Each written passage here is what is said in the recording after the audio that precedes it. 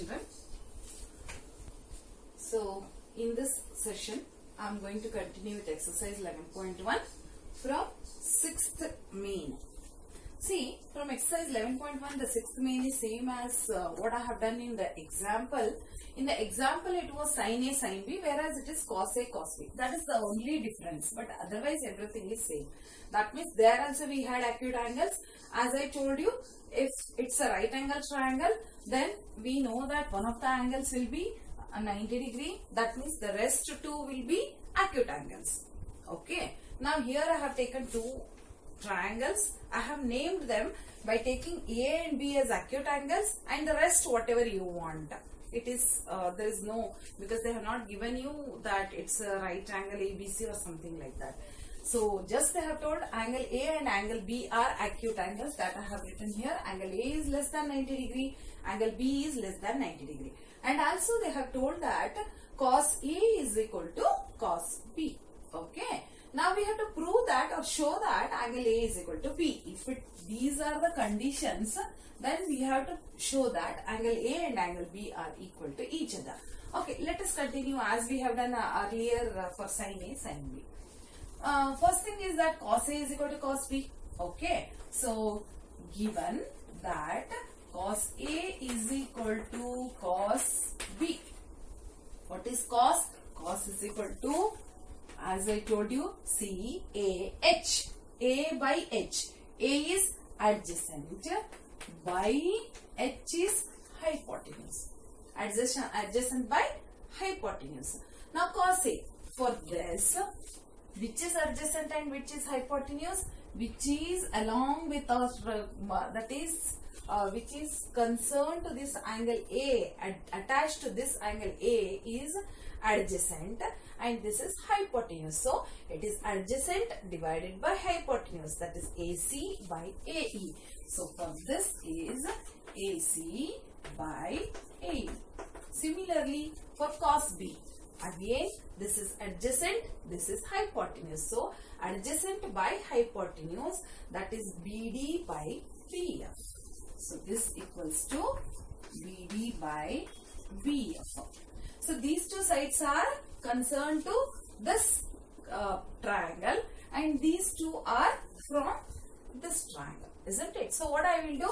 I will exchange. That means I will take this BD down, AE up. That means exchange. This AE which is in the denominator goes to the numerator and BD is in the numerator comes to the denominator. So this implies AC by BD is equal to AE divided by BF. That I have taken it. There, that's it. Let this be equals to K. Okay, this implies this one. So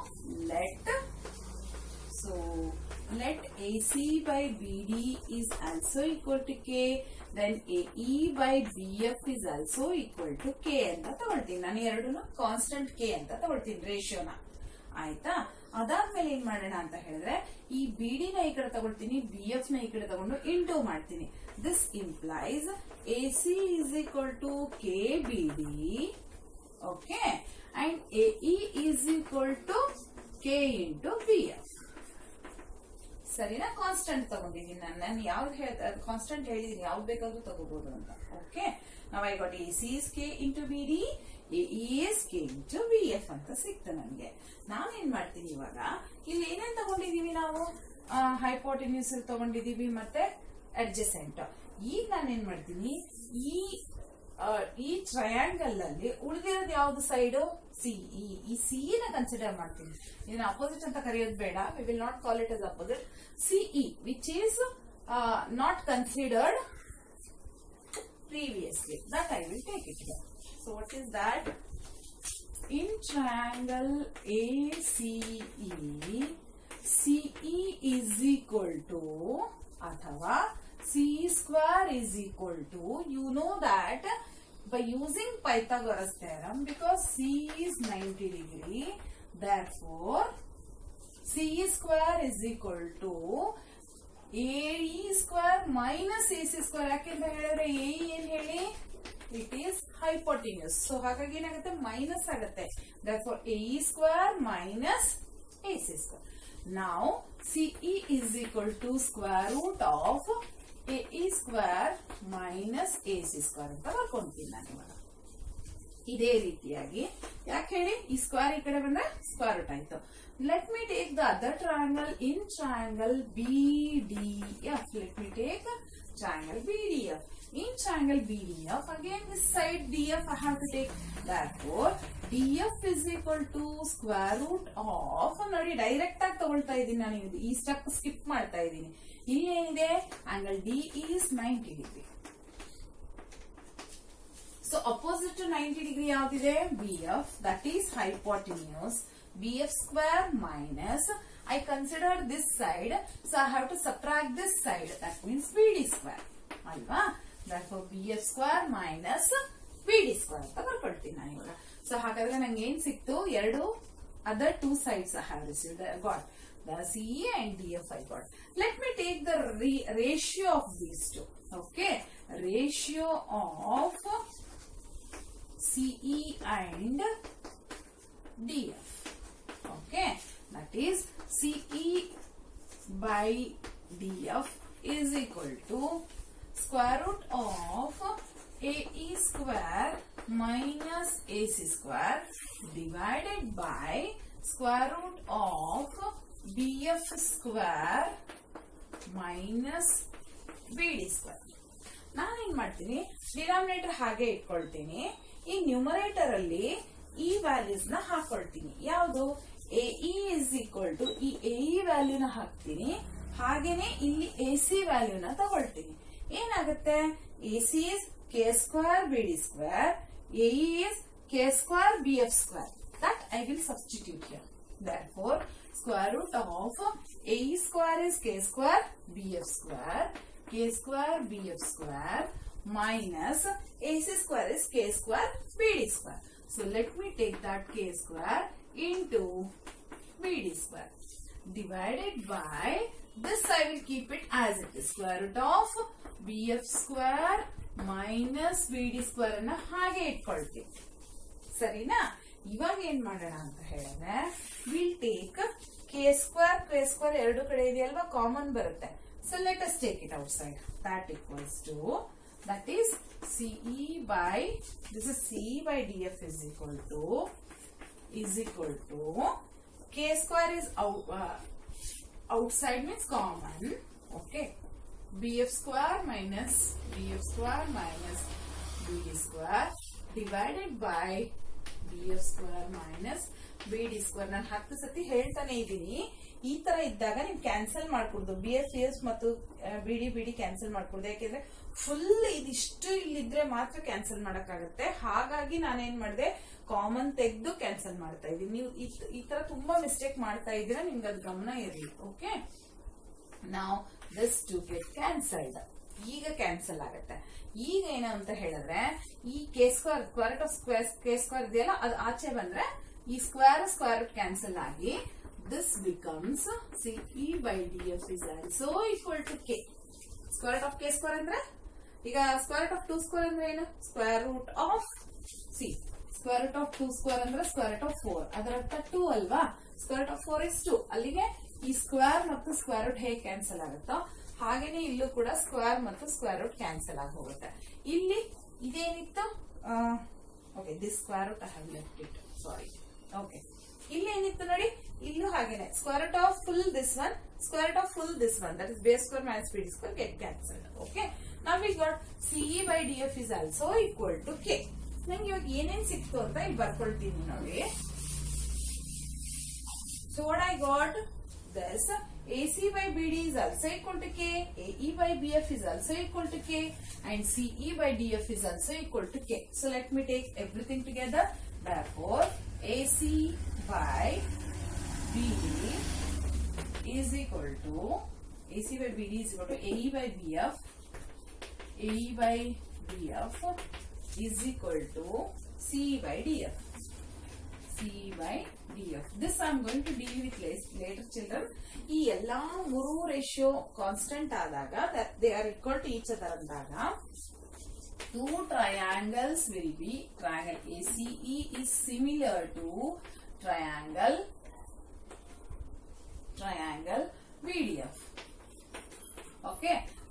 symbol for your similarity triangle. Similarity ಅಂತ ಹೇಳಿದ್ರೆ ಎರಡು same ಇದೆ ಅಂತ, ಅಂದ್ರೆ ಎಲ್ಲಾ angles equal ಆಗಿದಾವೆ, ಆದ್ರೆ sides ratio equal ಆಗಿದೆ. ರೇಷಿಯೋ ಅಂತ ಹೇಳಿದ್ರೆ ಅದೇ ಹೇಳಿದ್ನಲ್ವಾ, ಅಕಸ್ಮಾತ್ ಇದು 2 ಇದ್ರೆ 2 to the 4 ಅಂತ ತಗೋಬಹುದು, 2 3 the 6.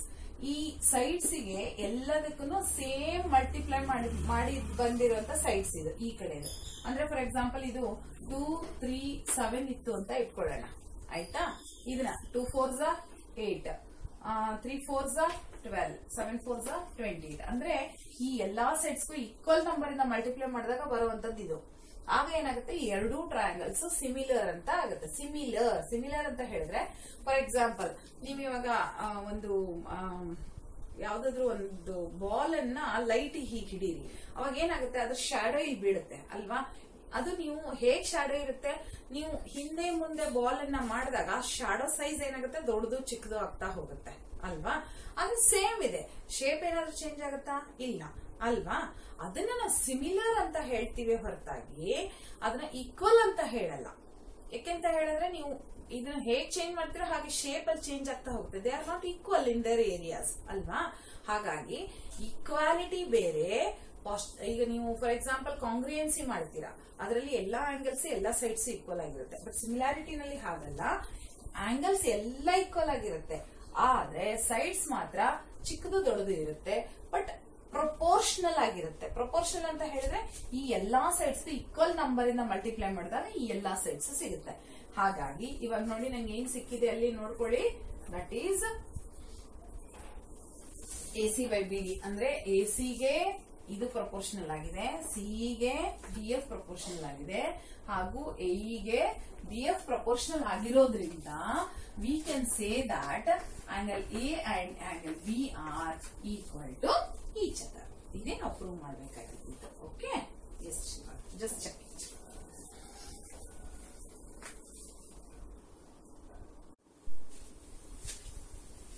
Okay, let us continue with the 7th problem. In 7th problem, it is given that cot theta is equal to 7 divided by 8. Cot theta means what? It is reciprocal of tan theta. Tan theta is what? Opposite by adjacent. That means this will be adjacent by opposite, isn't it? That's the reason this is adjacent, 7 is adjacent and this is opposite, 8 is opposite. What I have written here is that I have taken a triangle ABC in which any one of these two I have taken it as I can take it as a theta. ನಾನೇನ್ ಮಾಡಿದೀನಿ, B ನ theta ಅಂತ ತಗೊಂಡಿದ್ದೀನಿ. ನೀವು C ಕೂಡ ತಗೋಬಹುದು, ತೊಂದರೆ ಏನಿಲ್ಲ. ಇವಾಗ ಅವ್ರು ಏನ್ ಹೇಳಿದ್ದಾರೆ, 7/8 ಅಂತ ಹೇಳಿದ್ದಾರೆ. So I have taken adjacent by opposite. ನಾನು ಹೇಳಿದ್ನಲ್ವಾ ಹೇಗ್ ತಗೋಬೇಕು ಅಂತ. Cot is adjacent by opposite. So this is adjacent, this is opposite. ನೋಡಿ ಇದ್ರ ಅಪೋಸಿಟ್ ಇದಿರೋದ್ರಿಂದ ಇದು ಅಡ್ಜಸೆಂಟ್ ಆಗುತ್ತೆ ಅಲ್ವಾ. ಹಾಗಾದ್ರೆ ಇದು ಹೈಪೋಟಿನ್ಯೂಸ್. ನನ್ಗೆ ಇವಾಗ ಹೈಪೋಟಿನ್ಯೂಸ್ ಗೊತ್ತಿಲ್ಲ. ಇವಾಗ ಹೈಪೋಟಿನ್ಯೂಸ್ ಗೊತ್ತಿಲ್ಲ ಅಂದ್ರೆ ಸೈನ್ ಕಾಸ್ ಫೈಂಡ್ ಔಟ್ ಮಾಡಕ್ ಆಗೋದೇ ಇಲ್ಲ. Because for sine and cos what we want here is that sine ಮತ್ತು ಕಾಸ್ಗೆ ನಮ್ಗೆ ಏನ್ ಬೇಕು ಹೇಳಿ ಯೋಚನೆ ಮಾಡಿ. It is opposite by hypotenuse or adjacent by hypotenuse. ಹಾಗಾದ್ರೆ ಹೈಪೋಟಿನ್ಯೂಸ್ ಬೇಕೇ ಬೇಕು. So I will find out hypotenuse first with using Pythagoras theorem. Okay, so second one direct ಮಾಡಬಹುದು. ಇದು ಸ್ಕ್ವೇರ್ ಮಾಡಿದ್ರೆ ಆಗೋಯ್ತು, ಕಾಟ್ ಸ್ಕ್ವೇರ್ ಥೀಟಾ ಬರುತ್ತೆ. That we will not worry about. First one ನೋಡ್ಕೊಳ್ಳೋಣ. For first one, in triangle ABC, we know that angle A is 90 degree. First ಬರ್ಕೊಂಡ್ಬಿಡಿ. ಅಲ್ಲಿಗೆ ಏನಾಗೋಯ್ತು, I can find out by Pythagoras theorem. I can write that BC square is equal to AB square plus AC square, isn't it? That means BC square I have to find out. Therefore, BC square is equal to 8K whole square. AB is 7K. Okay, let me write that 7K whole square plus 8K whole square is equal to 7 7s are 49K square plus 8 8s are 64K square. Now, 49 plus 64 gives you 113, because 9 plus 4 13, 10 11 113. Therefore this is 113K square. BC square is what? 113K square. But bari BC ಬೇಕು, BC value ಮಾತ್ರ ಬೇಕಾಗಿರೋದ್ರಿಂದ BC is equal to square root of 113K square. That can be written as K square ಅನ್ನ ಆಚೆ ತಗೊಂಡ್ರೆ ಏನಾಗುತ್ತೆ K square root 113. So we are unable to find out the value of 113. ಹಾಗಾಗಿ ನಾನು 113 ನ ಹಾಗೆ ಇಟ್ಕೊಂಡ್ಬಿಡ್ತೀನಿ. ಸರಿನಾ? ಇವಾಗ ಬಿಸಿ ಸಿಕ್ತು. ಯಾವುದು? This is BC. That means K square root of 113 is a hypotenuse I got. That I have to substitute here to find out the value. ನಾನೇನ್ ಮಾಡ್ತೀನಿ ಅಂತ ಹೇಳಿದ್ರೆ ಫಸ್ಟ್ ಇದನ್ನ ಒಂದ್ ರೀತಿಯಲ್ಲಿ ಸಿಂಪ್ಲಿಫೈ ಮಾಡ್ಕೊಳ್ತೀನಿ. I want to know 1 plus sine theta into 1 minus sin theta divided by 1 plus cos theta 1 minus sin theta ಬೇಕು. ಹಾಗಾಗಿ I have to find out first sin theta and cos theta. Okay, let me finish that sin theta and cos theta, then I will do this. Okay, what is sin theta?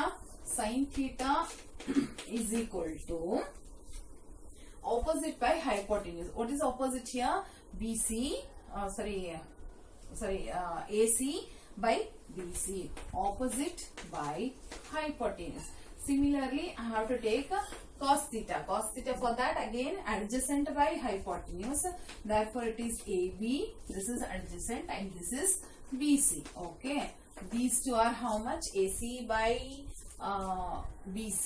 AC here is 8K by BC here is root 113K. Sarina? Hagene. The next one is AB. AB here is 7K divided by square root of 113K. Okay na? These are cos theta and sin theta. Idradu square ಮಾಡ್ಕೋಬಹುದು ನಾವು. We can take the square of this. Then we can just see, you can just cancel these two so that you get a proportion. That is cos theta ಸಿಕ್ತು ಮತ್ತೆ sin theta ಸಿಕ್ತು ನಿಮಗೆ. ಇದು square ಮಾಡ್ಕೊಳ್ಳೋಣ. sin square theta. I will tell you why I am squaring this. sin square theta ಮಾಡಿದ್ರೆ 8 square divided by root of 113 whole square ಬರುತ್ತೆ. 8 8 64, ಇದು 113 ಬಂತು. ಯಾಕಂದ್ರೆ ಸ್ಕ್ವೇರ್ ಮತ್ತು ಸ್ಕ್ವೇರ್ ರೂಟ್ ಕ್ಯಾನ್ಸಲ್ ಆಗಿ 113 ಬಂತು. ಹಾಗೇನೆ ನಾನೇನ್ ಮಾಡ್ತೀನಿ, ಕಾಸ್ ಸ್ಕ್ವೇರ್ ಥೀಟಾ ಬರ್ಕೊಳ್ತೀನಿ. ಕಾಸ್ ಸ್ಕ್ವೇರ್ ಥೀಟಾ ಏನಾಗುತ್ತೆ, again 7 square divided by square root of 113 whole square ಬಂತು. ಈಗ ಮತ್ತೆ square and square root cancel ಆಗುತ್ತೆ. 7 7s are 49 divided by 113 ಬಂತು. ನೋಡಿ ಇವಾಗ 7 7s are 49, ಈ square and square root cancel ಆಗಿ you get it as 113. Okay.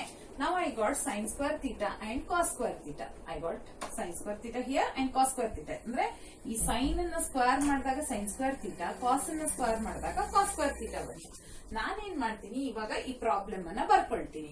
ಈಗ ಹೇಳ್ತೀನಿ ಯಾಕೆ ಸ್ಕ್ವೇರ್ ಮಾಡಿದೆ ಅಂತ.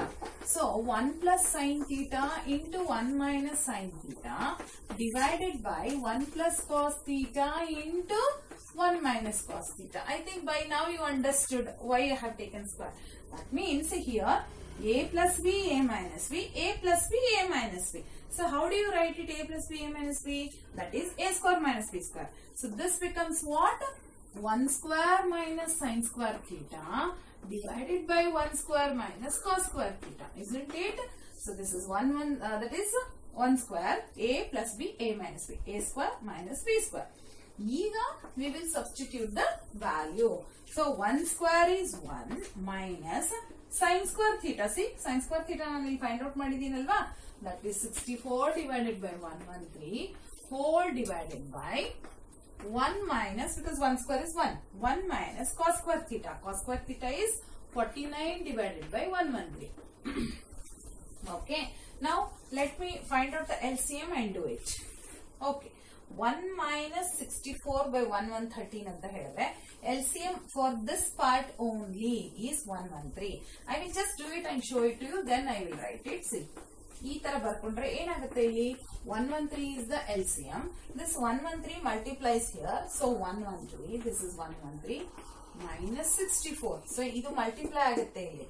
113 into 1s are 113. 113 minus 64 gives you how much? 113 minus 64. So it is 9 and 11 minus 7, 4, 49. So this gives you 49 divided by 113. ಯಾವುದು? ಈ part ಮಾತ್ರ ಆಯ್ತಾ. ಮತ್ತೆ ಇದನ್ನ ನೋಡ್ಕೊಳ್ಳೋಣ ಇವಾಗ. 1 minus 49 divided by 113 ಎಷ್ಟು ಬಂತು?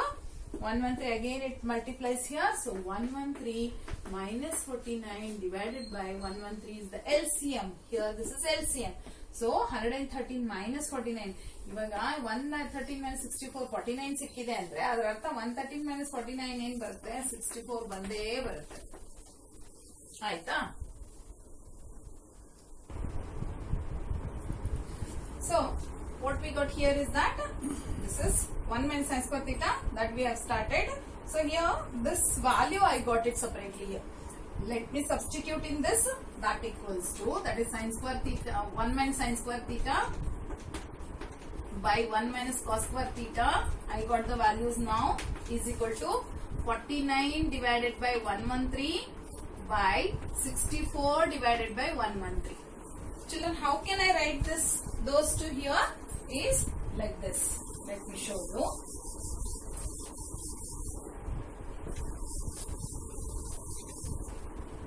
This equals to 49 by 113 divided by 64 by 113 can be written as 49 divided by 113 into, this is in the division place, I can take the reciprocal when it comes to the, that is when you make it as a multiplication. So this becomes 113 divided by 64. So 113 cancelled. Therefore we got the answer as 49 divided by 64. The answer for this here is 49 divided by 64. Let me continue the second one. What is second one? Second one is just cot square theta. Andre just cot theta na square madidre aaytu. See cot square theta idina ನಾವು square na cot theta square annalla. Cot theta square ಅಂದ್ರೆ wrong ಆಗುತ್ತೆ. Square na ಬರೆಯುವಾಗ ಯಾವಾಗ್ಲೂ ಹೀಗೆ ಹಿಂದೆ ತಗೊಳ್ಬೇಕು. That means cot square theta, sin square theta, cos square theta ಹಾಗೆ ಬರಿಬೇಕು. theta ಗೆ square ಮಾಡಬಾರದು. We have to square on the trigonometric ratios. Therefore this is now cot square theta. What is cot theta? 7 by 8. ಇದನ್ನ square ತಗೊಳ್ಳಿ ಅಂತ ಹೇಳ್ತಾ ಇದ್ದಾರೆ ಅವರು ಅಲ್ವಾ. So what is the answer for this? So 7 7 is 49 divided by 8 8 is 64. ಇವಾಗ just check ಮಾಡಿ cot square theta ಆಮೇಲೆ ಈ ಫುಲ್ ಆನ್ಸರ್ ಸೇಮ್ ಬಂದಿದೆ. ಅದರ ಅರ್ಥ these two are equal to each other ಅಂತ. This you are going to learn in other class. In other next upcoming classes I am going to teach about this. Okay, let us continue. Okay children, we have the continuation of this exercise 11.1 8th question. What is given? 3 cot A is equal to 4. So I have to rewrite this as cot A is cotangent, isn't it? Cot A is equal to 4 by 3. That 3 I brought it to the other side so that to make it as a ratio. So ratios anyhow I told you it can be taken as 4 or it should be taken as, not can be, it should be taken as 4k divided by 3k because this is a ratio. Whenever it is a ratio we have to take them as constants. Therefore cot A is equal to 4k by 3k. As I told you, what is this? It is adjacent divided by opposite. So which is adjacent for A? I have taken A as an acute angle. ಯಾವಾಗಲೂ A ಅಂತ ಅವರು ಏನಾದ್ರು cot ಅಥವಾ ಆತರ ratios ಕೊಟ್ಟಾಗ A ಅಂತ ಇದ್ರೆ ಅದನ್ನ ನೀವು acute ತಗೊಳ್ಳೇಬೇಕು. So either here or here we have to take it as an acute angle. Now this A, cot A is adjacent by opposite. Adjacent is 4k, therefore this will be your 4k, and opposite is 3k, therefore this will be your 3k. That means AB is 4k and BC is 3k. I got the values AB and BC. But I need to find out AC now because I want it for sin, cos, everything. Therefore, let me take in triangle ABC, angle B is equal to 90 degree. That means I have to find out AC square. AC square is equal to AB square plus BC square. Okay. Now this equals to 4k whole, what is this AB? 4k whole square plus 3k whole square. That equals to 16k square plus 9k square equals to 25k square. ನಾನು ಇದು ಹೇಳ್ತಾ ಕುತ್ಕೊಳ್ಳಲ್ಲ ಪದೇ ಪದೇ ನಿಮ್ಗೆ. Okay, 4 4s 3 3s ಅದೆಲ್ಲ ನೀವು ಅರ್ಥ ಮಾಡ್ಕೋಬೇಕು. Now AC square is this much. Therefore AC is equal to 5k. ಯಾಕೆ ಹೇಳಿ? square root of 25k square ಅಲ್ವಾ? So ಏನಾಗೋಯ್ತು? That gives you that gives you 25k square the square root ಎಷ್ಟು ಬಂತು 5k ಬಂತು. ಹಾಗಾದ್ರೆ AC hypotenuse 5k. ಇವಾಗ ನನಗೆ AC hypotenuse ಸಿಕ್ತು. ನಾನೇನ್ ಮಾಡ್ತಿದೀನಿ cos A sin A ಎಲ್ಲ ಫೈಂಡ್ ಔಟ್ ಮಾಡ್ತಾ ಹೋಗ್ತೀನಿ ಇವಾಗ. Okay, first thing is sin A. sin A is equal to opposite by hypotenuse. opposite ಯಾವ್ದು ಇಲ್ಲಿ 3k ಅಥವಾ BC by AC. therefore BC by AC is equal to 3k by 5k. ಸರಿನಾ? 3k by 5k. So k cancel ಆಯ್ತು. ನಂಗೆ ಎಲ್ಲ square ಇರೋದ್ರಿಂದ ನಾವು ಅದೆಲ್ಲ ಸ್ಕ್ವೇರ್ ಮಾಡಿ ರೆಡಿ ಇಟ್ಕೊಳ್ತೀನಿ. So sin square is equal to 3 square is 9, 5 5 is 25. ಹಾಗಾದ್ರೆ sin square 9 by 25 ಅಂತ ಸಿಕ್ತು. ಹಾಗೆ cos ಫೈಂಡ್ ಔಟ್ ಮಾಡ್ತೀನಿ. cos A is equal to adjacent by hypotenuse. What is adjacent? AB divided by AC. So 4k divided by 5k, k cancelled, therefore 4 by 5. ಈಗ ಇದನ್ನು ಕೂಡ square ಮಾಡಿ ಇಟ್ಕೊಳ್ತೀನಿ. cos square is equal to 4 square by 5 square is equal to 16 by 25. ಆಯ್ತಾ? Next ನಂಗೆ ಈ tan square ಬೇಕು ಇಲ್ಲಿ. ಹಾಗಾಗಿ ನಾನು ಆ tan ಸ್ಕ್ವೇರ್ ಕೂಡ ಬರ್ಕೊಳ್ತೀನಿ. tan square A is equal to tan A ಏನಂತ ಹೇಳಿದೀನಿ, sin A by cos A ಅಂತ ಹೇಳಿದೀನಲ್ವಾ, ಅದನ್ನು ಯೂಸ್ ಮಾಡಬಹುದು. ಅಥವಾ you can even use opposite by adjacent. So which is opposite here?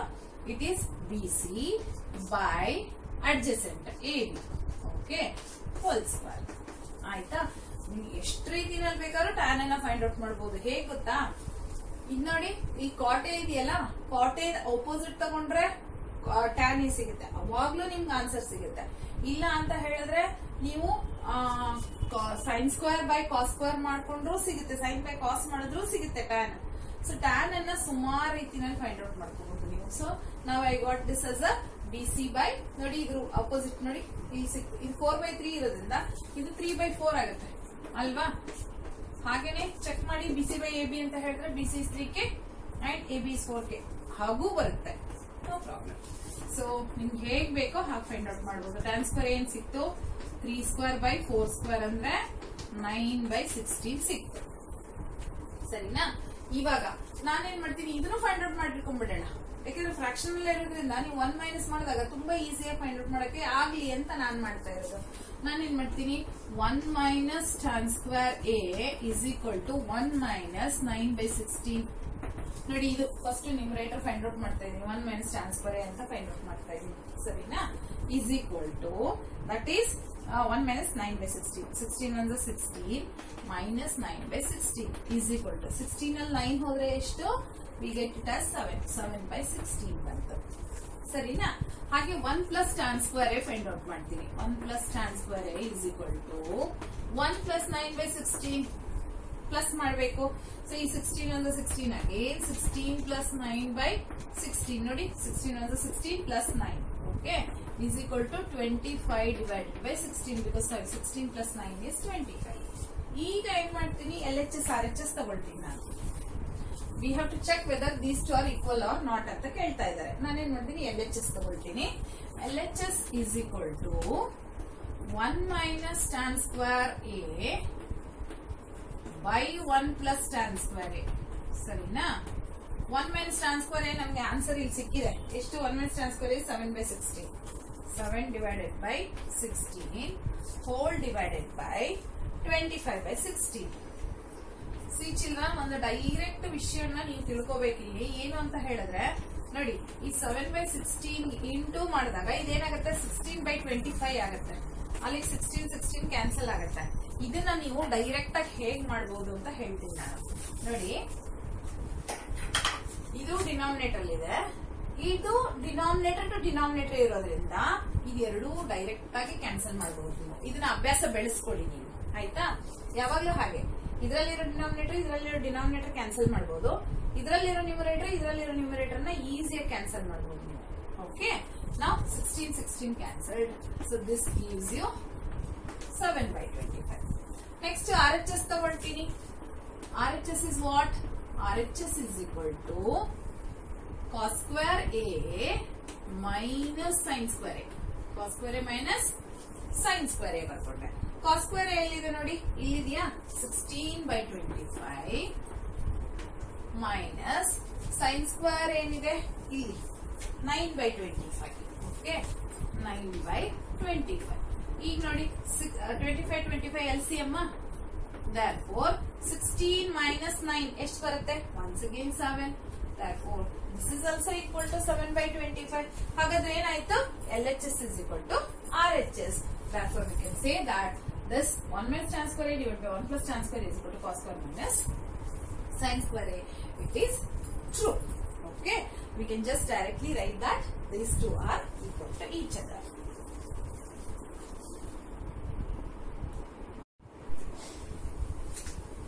In the next problem, 9th one, in triangle ABC, angle B is 90 degree. See, read the question. It's given that in triangle ABC, right angled at B anta kottidare. Right angled at B andre nanu adana B is 90 degree anta barkondidini. Then they are telling that if tan A is 1/√3. If tan A is 1/√3, find the values of these two anta helidare. So ಇಲ್ಲಿ ನೋಡಿ ನನಗೆ sin A, sin B, sin A and sin C I want, and then cos A I want, cos C I want. ಹಾಗಾದ್ರೆ ನೋಡಿ sin A cos A ಹಾಗೂ sin C cos C ಬೇಕು. sin C cos C ಎಲ್ಲ ಬೇಕು ನನಗೆ. ಹಾಗಾಗಿ ನಾನು ಏನ್ ಮಾಡ್ತೀನಿ, ಫಸ್ಟ್ ಹೈಪೋಟೆನ್ಯೂಸ್ ಯಾವ್ದು ಕೊಟ್ಟಿಲ್ಲೋ ಅದನ್ನ ಫೈಂಡ್ ಔಟ್ ಮಾಡೋಣ. ಬಿಕಾಸ್ ಹಿಯರ್ tan A ಅಂತ ಹೇಳಿದ್ರೆ what is this equal to opposite by adjacent. Opposite ಯಾವ್ದು ಇದರಲ್ಲಿ? This is opposite. A ಇದಾಗಿರೋದ್ರಿಂದ ಇದು ಆಪೋಸಿಟ್ ಆಗುತ್ತೆ ಅಲ್ವಾ? ಅಡ್ಜಸೆಂಟ್ ಯಾವ್ದು ಇಲ್ಲಿ? This is 3k, √3k. ನಾನೇನ್ ಮಾಡ್ತಾ ಇದೀನಿ, ಪ್ರಪೋರ್ಷನ್ ಅಲ್ವಾ, ಹಾಗಾಗಿ k ಅಂತ ಬರ್ಕೊಳ್ತಾ ಇದೀನಿ. Therefore, now let me take tan A is equal to given tan A is equal to 1k by √3k ಅಂತ ಬರ್ಕೊಳ್ತೀನಿ. This is nothing but opposite by adjacent, which is opposite AB divided by AC ಅಲ್ವಾ? This is AB by BC. Okay, let me take this to as children. 1k. Opposite is BC by adjacent here is AB. ಆಯ್ತಾ? ನಾನೇನ್ ಮಾಡಿದೆ ಇವಾಗ? This is BC divided by AB ಅಂದ್ರೆ opposite by adjacent ಅಂತ ಬರ್ಕೊಂಡೆ. ಈಗ ನನಗೆ I have to first find out the other one, that is AC. I have to find out, then I can go for sin A, sin C ಎಲ್ಲ ಮಾಡ್ಕೋಬಹುದು. So ನಾನು first ಏನ್ ಮಾಡ್ತೀನಿ, by using Pythagoras theorem, because it's a right angle triangle. In triangle ABC, we know that angle B is 90 degree. So I can use Pythagoras. By Pythagoras theorem, I can find out. ನೋಡಿ ಇದನ್ನ ನಾನು short form ಅಲ್ಲಿ ಬರೀತೀನಿ, ಯಾವಾಗಲೂ PYTH ಮತ್ತು THM ಅಂತ. By using Pythagoras theorem, I can find out AC square is equal to, we know that AB square plus BC square ಅಲ್ವಾ? So AB square ಯಾವ್ದು ಬರುತ್ತೆ ಇಲ್ಲಿ? That is √3k whole square plus BC ಯಾವ್ದು? 1k whole square. So when you square them, root and square cancel ಆಗಿ ಬರೀ 3k square ಹೋಗ್ಬಿಡುತ್ತೆ. Root ಮತ್ತು square cancel ಆಗುತ್ತೆ. So this is 3k square plus 1k square. ನೋಡಿ 3 plus 1 ಎಷ್ಟು? 4 times of k square. So AC square is 4k square ಆಯ್ತು. Therefore AC square is equal to 4k square. If I want AC, I have to find out the value of AC only. That gives you, here square root of 4 is 2. Again square root of k square is k. Therefore AC is equal to 2k. Because I have to find out, this implies AC is equal to square root of 4k square. Therefore AC is equal to 2k. Hagadre, I got the value of 2k now. I have to use this now for sin A, sin C, cos A, cos C. Let me find out all those. sin A. ಇವಾಗ sin A first find out ಮಾಡ್ತೀನಿ. A ನ ನಾನು mark ಮಾಡ್ಕೊಂಡಿರೋದ್ರಿಂದ. sin A is equal to opposite by hypotenuse. What is opposite? BC divided by hypotenuse is AC. That equals to 1k divided by 2k. ಹಾಗಾದ್ರೆ 1/2 ಸಿಕ್ತು. sin A is 1/2. Now cos A. Cos A is equal to, here whenever a ratio idre ನೀವು k ಹಾಕೊಳ್ಳೇಬೇಕು. Whenever it is given as a ratio, it is must that we have to write it in a ratio. Okay. Now cos A is equal to adjacent by hypotenuse. What is adjacent here? AB.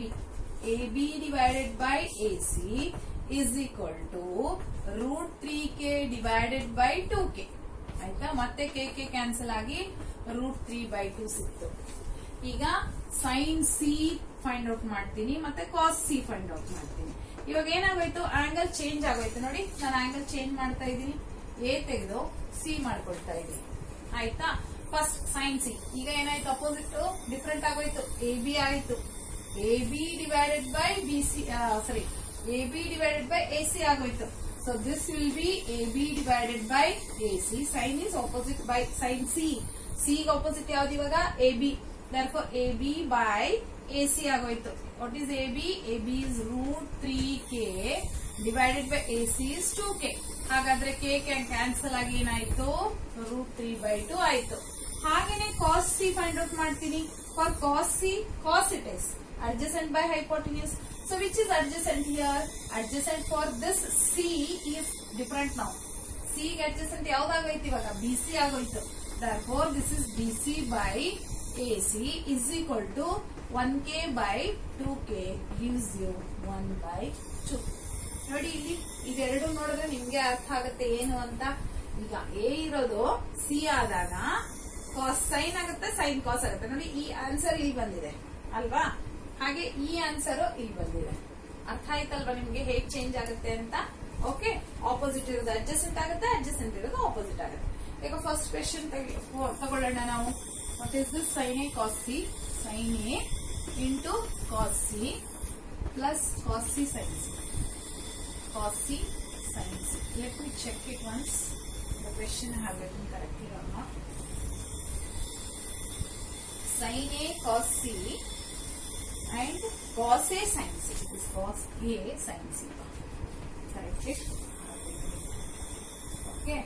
Then second one cos A cos C minus sin A sin C. Okay. Iga values hakolona. Okay. What is this? Sin A into cos C. Sin A is to half. Half into cos C. Cos C is here half. Plus cos A sine C. ಈಗ cos A ಮತ್ತು sine C multiply ಮಾಡಬೇಕು. ಇದು ಮತ್ತು ಇದು √3/2 into √3/2 into √3/2. ನೋಡಿ 1 1s are 1, 2 2s are 4, 2 2s are 4 plus √3 ಎಷ್ಟಾಗುತ್ತೆ, 3 ಮಾತ್ರ. √3 whole square ಅಂದ್ರೆ √9 ಅಲ್ವಾ, 3 3s are 9, √9 ಅಂದ್ರೆ 3. ಆಮೇಲೆ 2 2s are 4. ಇದನ್ನ 4 LCM ತಗೊಂಡಾದ್ರೂ ಮಾಡಿ, ಅಥವಾ ನಿಮ್ಗೆ ಡೈರೆಕ್ಟ್ ಆಗಿ ಗೊತ್ತಾಗುತ್ತೆ. 1/4 ಪ್ಲಸ್ 3/4 ಎಷ್ಟು, 1 ಅಲ್ವಾ. 1/4 3/4 ಇದು ಡೈರೆಕ್ಟ್ ಆಗಿ ಮಾಡುವಂತ ವಿಷಯ. ಇದು ಕಾಲ್ ಭಾಗ ಮತ್ತು ಮುಕ್ಕಾಲ್ ಭಾಗ ಸೇರಿದ್ರೆ ಎಷ್ಟಾಗುತ್ತೆ, 1 ಅಂತ ಆಗುತ್ತೆ. ಸೊ ಹಾಗೂ ಮಾಡಬಹುದು, LCM ಆದ್ರೂ ತಗೊಂಡು ಮಾಡಬಹುದು. ಆಯ್ತಾ. ನೆಕ್ಸ್ಟ್ ಸೆಕೆಂಡ್ ಒನ್ ಬರ್ಕೊಳ್ತೀನಿ ಇವಾಗ. ಸೆಕೆಂಡ್ ಒನ್ ಏನಿದೆ, cos A cos C. Cos A into cos C minus sine A into sine C. ಆಯ್ತಾ. ಇವಾಗ ಮಲ್ಟಿಪ್ಲಿಕೇಶನ್ ಮಾಡ್ಕೊಳ್ಳೋಣ. Cos A into cos C ಬರ್ಕೋಬೇಕು. ಕಾಸ್ ಎ ಕಾಸ್ ಸಿ ಯಾವ್ದಾಗುತ್ತೆ, ಕಾಸ್ ಎ ಮತ್ತು cos C. √3/2 into half. √3/2 into half minus sine A. Sine A is 1/2 into sine C is √3/2. Okay. √3 into √3 1s are 2 2s are 4, √3 1s are √3 by 2 2s are 4. ನೋಡಿ, plus and minus cancel, ಅಥವಾ this minus is equal to 0. So when you subtract this, you get 0 because both are same. Okay. I hope you understood. This is 1/4 plus 3/4 is 1. That is 0. Okay.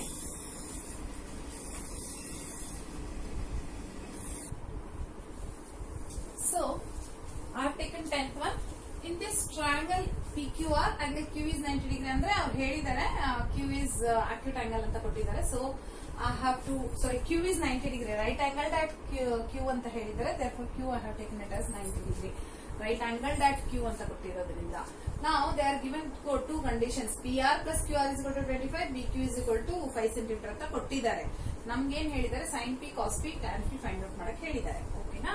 ನಾನು ಕೊಟ್ಟಿರೋ condition ತಗೊಳ್ತೀನಿ. PR plus QR is equal to PR plus QR is equal to 25 ಕೊಟ್ಟಿದ್ದಾರೆ. ನಾನೇನ್ ಮಾಡ್ತೀನಿ, ಈ PR ಇಲ್ಲೇ ಇಟ್ಕೊಂಡು 25 minus QR ಅಂತ ಬರ್ಕೊಳ್ತೀನಿ. QR ಅನ್ನ ಈ ಕಡೆ ತಗೊಂಡು ಹೋದ್ರೆ ಮೈನಸ್ ಆಗೋಯ್ತು. ನಾನು QR ಯಾಕೆ ತಗೊಂಡೆ ಅಂತ ಹೇಳಿದ್ರೆ, PR is hypotenuse ಆಗಿರೋದ್ರಿಂದ ನಾನು PR ಹಾಗೆ ಇಟ್ಕೊಂಡು QR ಮಾತ್ರ ಆ ಕಡೆ ತಗೊಂಡು ಹೋಗ್ತಾ ಇದ್ದೀನಿ. ನೀವು ಬೇಕಾದ್ರೆ ಪಿ ಆರ್ ತಗೋಬಹುದು, ತೊಂದ್ರೆ ಏನಿಲ್ಲ. ಬಟ್ ಇಲ್ಲಿ ಪಿ ಆರ್ ಹೈಪೋಟೆನ್ಯೂಸ್ ಆಗಿರೋದು ಸಿಂಪಲ್ ಆಗುತ್ತೆ ಅಂತ ಅಷ್ಟೇ.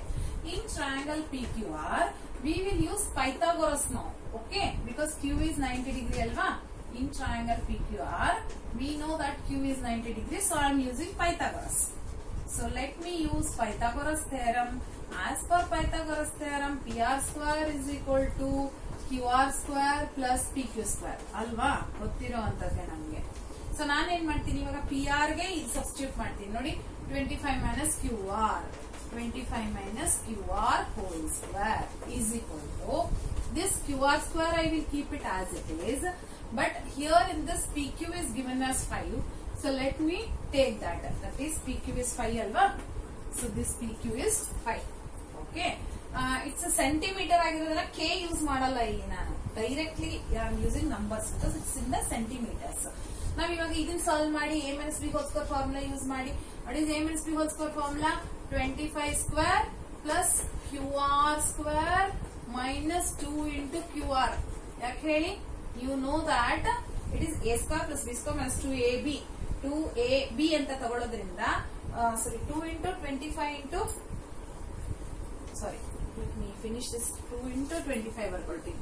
2 into 25 into QR ಅಲ್ವಾ. ನೋಡಿ A square plus B square minus 2 into A into B ಅಂತ ಬರ್ಕೊಂಡು ಆಮೇಲೆ ಇದು ಹಾಗೆ ಬರ್ಕೊಳ್ತೀನಿ QR square plus 25 ಅಂತ. ಓಕೆ, QR square ಹಾಗೆ ಬರ್ತೀನಿ. 5 5 25 ಬರ್ತೀನಿ. ಈಗ ನೋಡಿ ಈ QR square ಈ QR square ಕ್ಯಾನ್ಸಲ್ ಆಗೋಗುತ್ತೆ. ಯಾಕೆ ಅಂತ ಹೇಳಿದ್ರೆ ಈ QR square ನ ಆ ಕಡೆ ತಗೊಂಡ್ರೆ ಮೈನಸ್ ಆಗುತ್ತೆ. therefore those to get cancelled.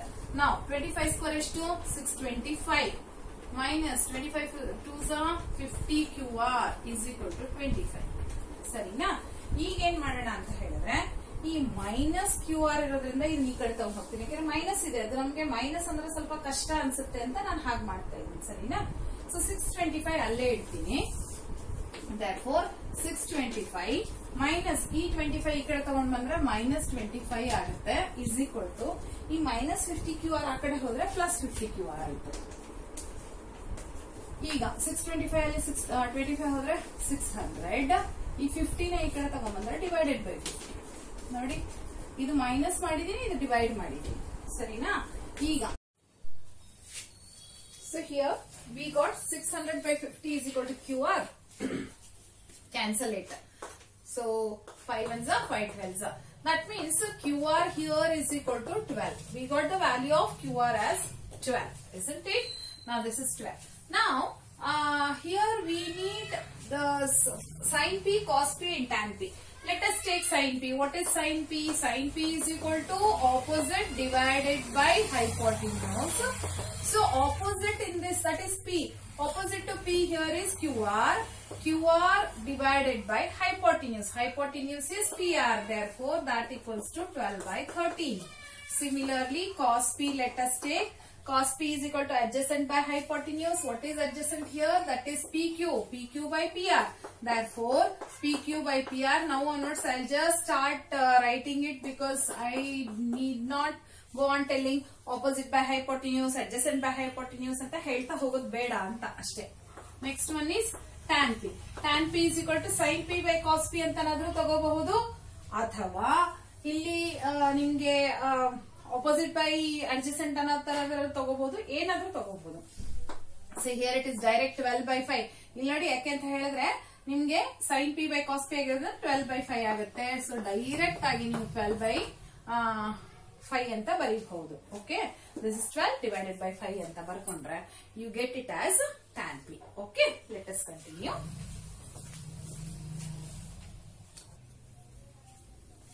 Okay, let me take the next one, children. In this 11th one, we have to state true or false. See, you cannot just say true or false. You have to justify your answer. Justify your answer means whether it is right or wrong. That you have to say, verify it. Okay. First question says that the value of tan A is always less than 1.